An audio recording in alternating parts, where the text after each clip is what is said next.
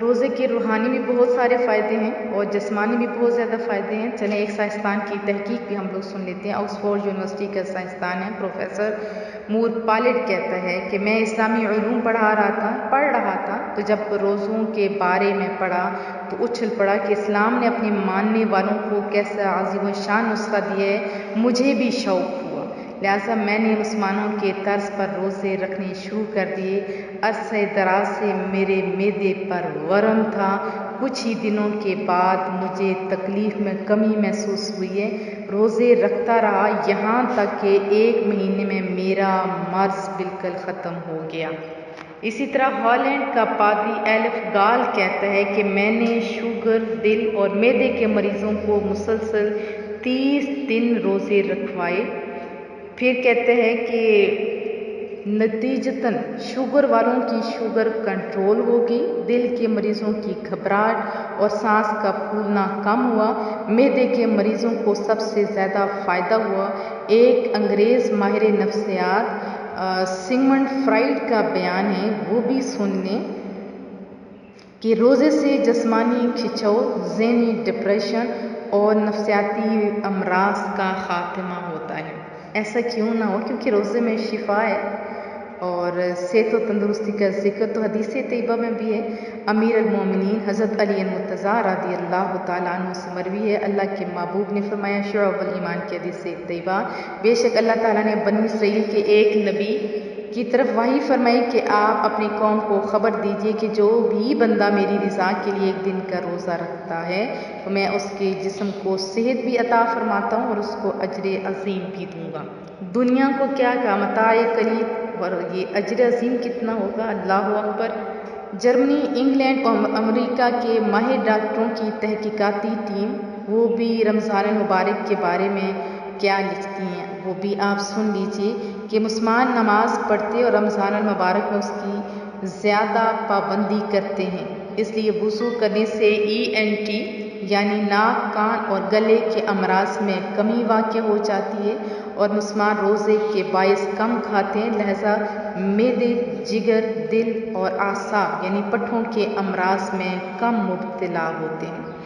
ایک ماہر cosmetic surgery doctor سا سیکر کے روزے کے بارے میں بھی آپ کو بتا دوں، وہ کہتے ہیں کہ جلدی امراض اور کاسمیٹک سرجری کے ماہر ڈاکٹر سعد سیکر، نام یاد رکھیے گا، ایک ریسرچ میں بتایا کہ یہ تاثر درست نہیں کہ روزہ انسان کو کمزور کر دیتا ہے۔ روزہ رکھنے سے انسان بڑھاپے کو روکنے کی کامیاب کوشش کر رہا ہوتا ہے۔ روزے کی حالت میں انسانی جسم میں موجود ایسے ہارمونز حرکت میں آ جاتے ہیں جو بڑھاپے کے خلاف مزاحمت کرتے ہیں۔ روزے سے انسانی جلد مضبوط ہوتی ہے، اس میں جھریاں کم ہوتی ہیں۔ روزہ کینسر، امراض قلب اور شریانوں کی بیماری کے آگے بھی ڈھال ہوتا ہے۔ ڈاکٹر سیکر نے یہ بھی کہا کہ انسانی جسم کو لاجین کہتے ہیں بے رنگ پروٹین، جس میں زیادہ تر گلائسین، ہائیڈروکسی پروٹین اور پولین پائی جاتی ہے، جسم کی تمام اتصالی بافتوں میں خصوصاً جلد، کری ہڈی اور جوڑ بندن میں ہوتی ہے، اور الاسٹن کے پھیلاؤ کی ضرورت ہوتی ہے، اور روزہ اس میں مدد دیتا ہے۔ نہ سمجھ آئے تو گھبرانا نہیں، یعنی یہ بھی ہمارے لیے فائدہ مند ہوتا ہے۔ انسانی جلد اور ناخنوں پر بھی روزے کے مثبت اثرات مرتب ہوتے ہیں۔ ناخن سر کے بالوں کی نشو و نما اور ان کی مضبوطی میں اضافہ ہوتا ہے۔ انسانی اور چہرے کی رنگت پر مرتب ہونے والے اثرات ناخنوں پر بھی اثر انداز ہوتے ہیں۔ روزے کی حالت میں جسم ان ہارمونز کو پھیلاتا جو جلد کی خوبصورتی اور ناخنوں کی چمک اور بالوں کی مضبوطی کا موجب بنتے ہیں، یہاں تک کہ روزہ انفیکشن، بیکٹیریا کی روک تھام کے لیے بھی مفید ہے۔ اور روزے سے تو ایسی صحت مند اور تندرستی ملتی ہے کہ قبر میں بھی جسم خوشبودار اور تر و تازہ ہوتا ہے۔ ایک سنا دیتی ہوں، حضرت سیدنا امام ابن دنیا وہ رحمۃ اللہ علیہ نے حضرت سیدنا مغیرہ بن حبیب رحمۃ اللہ علیہ سے روایت کیا کہ ایک قبر سے خوشبوئیں آئی تھیں یا آتی تھیں، کسی نے صاحب قبر کو خواب میں دیکھا کہ ان سے پوچھا یہ خوشبو کیسی ہے؟ جواب دیا بتلاوت القرآن والصیام، یعنی تلاوت قرآن کریم اور روزے کی وجہ سے روزے کی جسم پر جو مثبت اثرات مرتب ہوتے ہیں ان میں سب سے زیادہ قابل ذکر خون کے روغنی مادوں میں ہونے والی تبدیلیاں، خصوصاً دل کے لیے مفید چکنائی HDL کی سطح میں تبدیلی بڑی اہمیت کی حامل ہے، کیونکہ اس سے دل اور شریانوں کو تحفظ حاصل ہوتا ہے۔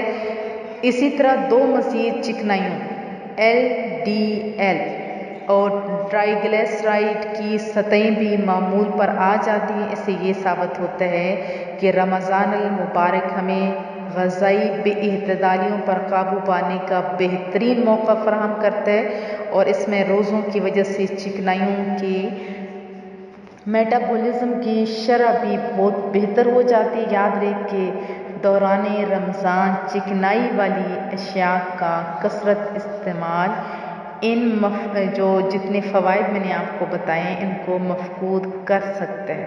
تو دن میں روزے کے دوران خون کی مقدار میں کمی ہو جاتی ہے۔ یہ اثر دل کو انتہائی فائدہ مند آرام مہیا کرتا ہے۔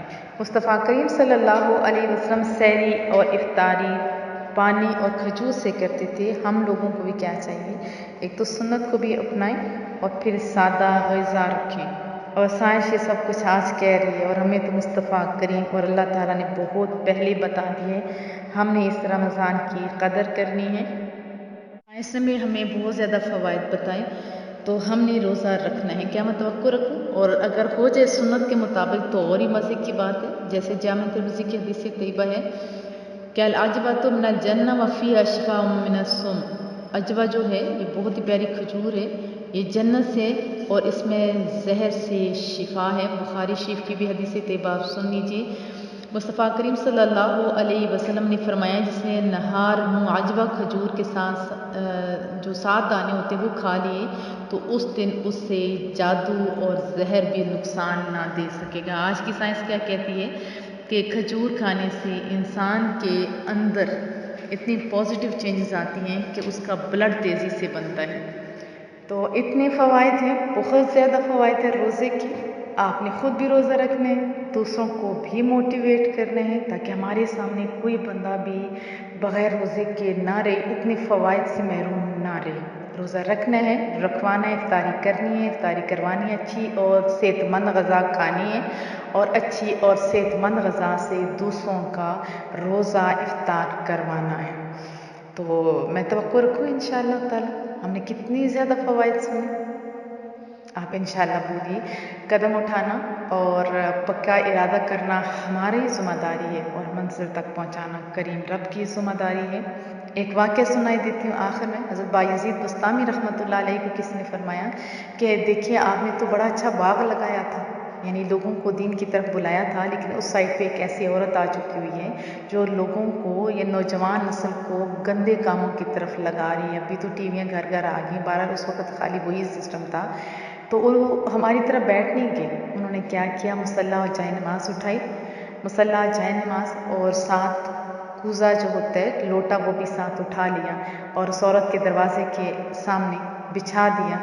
پہلے نیچے مصلی بچھاتے تھے نا، اوپر جائے نماز بچھاتے تھے، اور اسی طرح ساتھ انہوں نے کوزہ رکھا۔ اس عورت کی طرف نہ صبح نہ دن کو کوئی بندہ نہیں آیا۔ جب اس نے بالکونی سے باہر جھانکا، ان کو تو نہیں پتا تھا نا یہ کون ہے، پھر وہ ولیہ بنی، لیکن کیسے بنی؟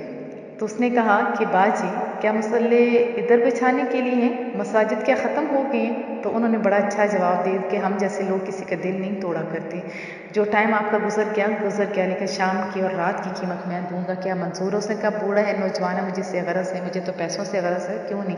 رات کو جب یہ طے پایا، کہا کہ جو میں کروں گا وہی تم نے کرنا ہے۔ اس عورت نے کہا ٹھیک ہے، اور انہوں نے کیا کیا، انہوں نے مصلی بچھایا، وضو کیا، اور وہ بھی اس کو کاپی کرتی رہی، آخر میں اللہ اکبر کہا، اس عورت نے بھی اللہ اکبر کہا۔ پھر ساری جو نماز کے اندر پڑھا جاتا ہے رکوع ہوا، جب سجود کی باری ہے تو پھوٹ پھوٹ کے رونے لگ گئی حضرت بایزید بستامی، اور پھر آخر میں کیا دعا کی، مولا کریمہ یہاں تک لانا میری ڈیوٹی تھی، دل بدلنا تیرا کام ہے۔ تو پھر وہ عورت، وہ جو بد کردار تھی، وقت کی ولیہ بن گئی، لوگوں کو یاد بھی نہیں رہا وہ کدھر کی۔ تو یہ کام، یہ درس یہ میری ڈیوٹی، دل بدلنا سونے رب کی ڈیوٹی، ارادہ کرنا آپ کی ڈیوٹی، دل بدلنا مالک کی۔ ہمیشہ مجھے میرے جو ٹیم لوگ ہیں ان کو، اداروں کو دعاؤں میں خصوصی طور پہ یاد رکھیے۔ اللہ آپ سب کو بہت ساری کامیابیاں دے۔ وصلی اللہ تعالیٰ علی محمد، سبحانک اللہم و بحمدک، نشہد ان لا الہ الا انت، نستغفرک و نتوب الیک۔ السلام علیکم ورحمۃ اللہ وبرکاتہ۔